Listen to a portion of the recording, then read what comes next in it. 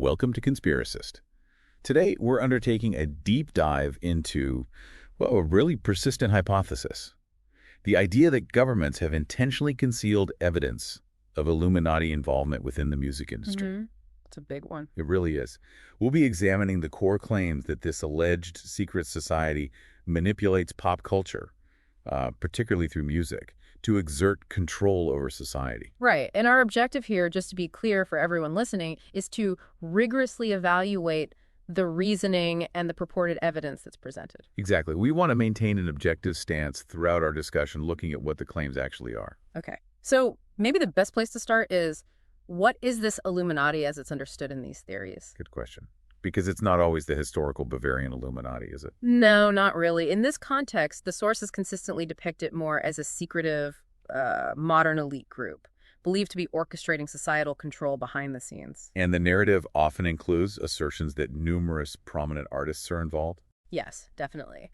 Individuals like Jay-Z, Rihanna, Christina Aguilera, Kanye West, Lady Gaga, Beyonce, they're commonly cited examples. Right. Either as actual members or somehow significantly influenced by this group. Exactly. And the primary mechanism, the way they supposedly exert this influence, is through infiltrating pop culture, specifically music. Okay, so let's get into the evidence then.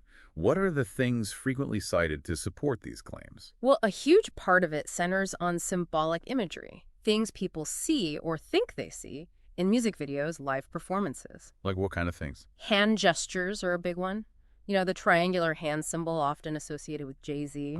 Or even the sort of devil horns gesture, although that has other origins too. Right, in rock and metal culture. Precisely. Then there's fashion choices, scrutinized very closely, and lyrical content, which undergoes intense analysis for supposed hidden messages or indicators of allegiance. And specific symbols too, like the Eye of Providence. Yes, the all-seeing eye, often depicted in a triangle. And the number sequence 666, the triple sixes, that comes up a lot too. What's critical here, though, is the interpretation, isn't it? Absolutely critical. Because a hand gesture, for instance, it can come from various places, have multiple meanings. The same goes for fashion or lyrics. So concluding that it must be a deliberate Illuminati signal that requires a leap. It relies heavily on a pre-existing belief in the theory, yes. This tendency to see patterns, to attribute intentional agency, perhaps where it doesn't exist, that's quite common in how these sorts of theories function. Okay.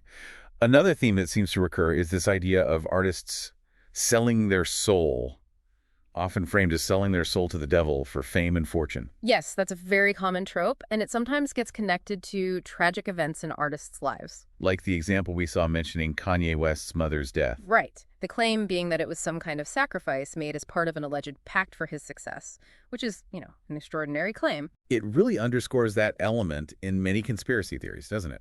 Explaining huge success or terrible misfortune through something hidden, something extraordinary. Exactly. The whole selling your soul idea is ancient folklore, really. Applying it here offers a dramatic explanation for fame that kind of bypasses more mundane factors. Like talent, hard work, luck, market dynamics. All of that. It suggests hidden forces, maybe even this shadow government pulling the strings. Interestingly, though, some material we looked at suggests artists might actually play with this imagery deliberately. How so? Like mimicking so-called satanic gestures or Illuminati symbols just to provoke a reaction. Or maybe as a conscious marketing ploy. That definitely complicates things. It raises questions about intent versus interpretation. We even saw Beyonce mention how she directly acknowledged the Illuminati rumors in her song Formation. Right, and some interpretations felt that actually generated more ambiguity, not less. So if artists are consciously using these symbols, is it commentary? Is it publicity? Is it just borrowing cool or edgy imagery? It could be any of those things. And the line between genuine belief, performance, and how the audience reads it becomes, well, very blurry. What about Tupac Shakur, his posthumous album, The Don Illuminati? The 7 Day Theory, that title alone. Oh, absolutely. That's frequently cited. The title itself, the timing of its release after his death, it fuels suspicion among believers in these theories. Especially given all the existing narratives around his life and death. For sure.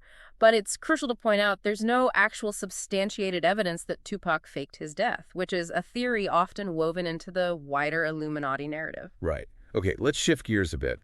What about counterarguments? Reasons to be skeptical? Well, the primary one, echoed across many skeptical sources, is simply the lack of verifiable proof. Meaning? Despite all the claims, all the speculation, there appears to be no concrete, demonstrable evidence of a modern-day Illuminati actively pulling the strings in the music industry. So skeptics often argue the evidence cited is flimsy. Or misinterpreted, yes. Artistic choices, coincidences, maybe random occurrences, being magnified way beyond their likely significance. It feels like sometimes it relies on what you might call an appeal to ignorance, maybe. Pointing to something unexplained and filling the gap with the conspiracy. That's a good way to put it. And there's also the psychological phenomenon of pareidolia, our tendency to see patterns in random noise or ambiguous information. Like seeing faces in clouds. Exactly. That probably plays a role in how symbols and imagery get interpreted within this framework. What one person sees as a deliberate hidden message, another just sees as, art. We also notice that these rumors, this folklore, often seem to be just assertions. Simple statements without much supporting narrative or documented proof behind them. Precisely. Unlike some historical conspiracy theories with maybe more elaborate backstories or alleged paper trails, many claims about the music industry Illuminati are quite declarative. Which makes them hard to pin down, hard to verify or refute using normal methods. Because they often lack that solid foundation in documented events or credible testimony, yeah. Okay, another perspective we encountered suggests that artists might use occult symbols simply for shock value.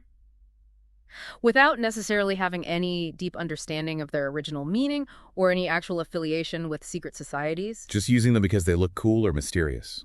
It aligns with that idea of artists using transgressive imagery to grab attention, explore darker themes.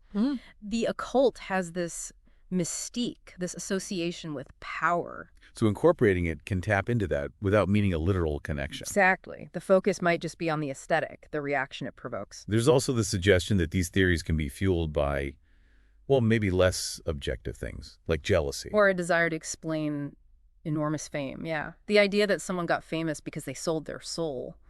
It can seem like a simpler answer than acknowledging talent, connections, hard work, timing.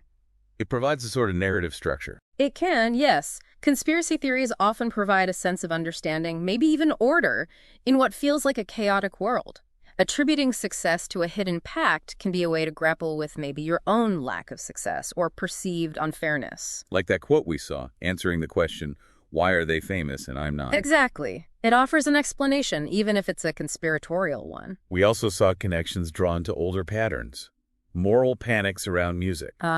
Yes. That historical context is really important. How so? Well, throughout history, different music genres, jazz in the 20s, rock and roll, heavy metal, hip-hop, they've all faced accusations of being corrupting influences. Tied to the occult or subversion. Right.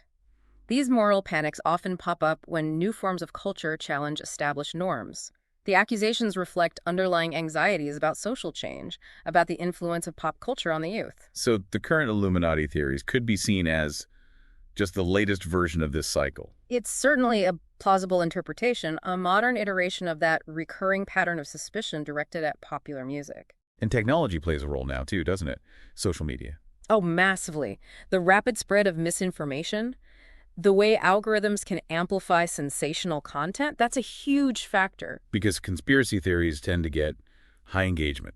Lots of clicks, comments, shares. Exactly. And platforms often prioritize content that generates that kind of interaction. So these theories can spread incredibly fast, often without much fact-checking. Creating a skewed perception of how widely believed they actually are. Potentially, yes, because users might be mostly exposed to content that confirms their existing biases or provokes a strong reaction. Going back to the artist's intent, it was also suggested they might deliberately mimic Illuminati symbolism because of the rumors. To generate publicity, I mean. Yeah. Leverage the controversy. That's a known strategy in entertainment, isn't it? Stirring the pot. By engaging with these theories, even ambiguously, artists can get people talking, boost their profile, drive engagement with their work. Like a kind of meta-commentary on the whole conspiracy culture itself. Could be. It's definitely a complex interplay. Okay, let's touch on the broader historical context. Secret societies. They have existed, right? Oh, absolutely. Throughout history in many forms. And conspiracy theories often do revolve around powerful groups with hidden agendas. And it's important to remember, not all conspiracy theories are irrational. There have been actual documented conspiracies by governments or powerful groups. That's a crucial distinction. Dismissing all such theories out of hand ignores history. But But the existence of real conspiracies doesn't automatically validate every conspiracy theory. precisely, each specific claim needs careful evaluation based on the evidence and the reasoning presented for that specific claim. The satanic panic of the 80s and 90s seems like a really relevant historical parallel here. Extremely relevant. It's a powerful case study of how widespread fear about music and alleged occult influences can take hold. With accusations of hidden messages in records, satanic cults influencing pop culture.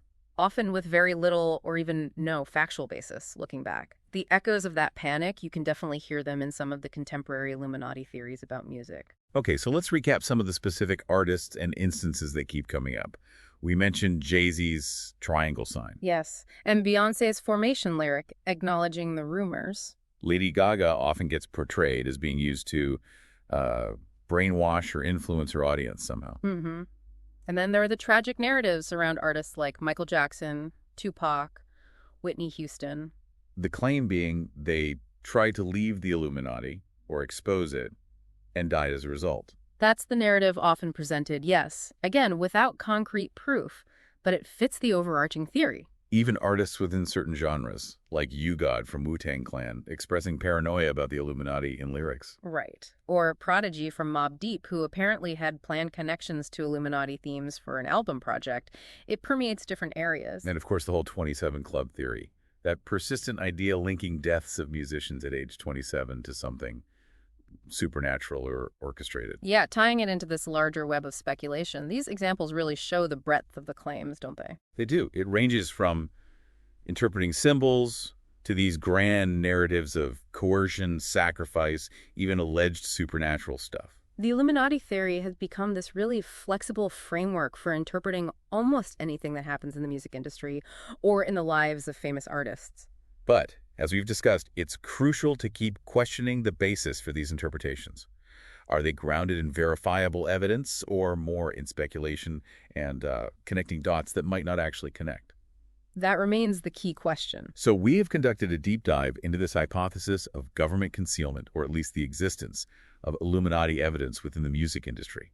We've looked at the core claims, the interpretations of supposed evidence. And it really is essential for you listening to critically evaluate these theories. Consider the alternative explanations we've talked about: artistic choice, marketing, pareidolia, historical context. Right. Situating these claims within that broader picture of conspiracy beliefs, moral panics, and how we make sense of popular culture seems vital. The fact these ideas are so enduring, so prevalent, it definitely highlights our ongoing fascination with secrets, with power, with hidden structures, that desire to understand the dynamics behind pop culture. Which leads to maybe a final thought for you to consider. How does that fundamental human desire, the drive to find hidden meaning and order in the world, how does that shape the way we interpret culture?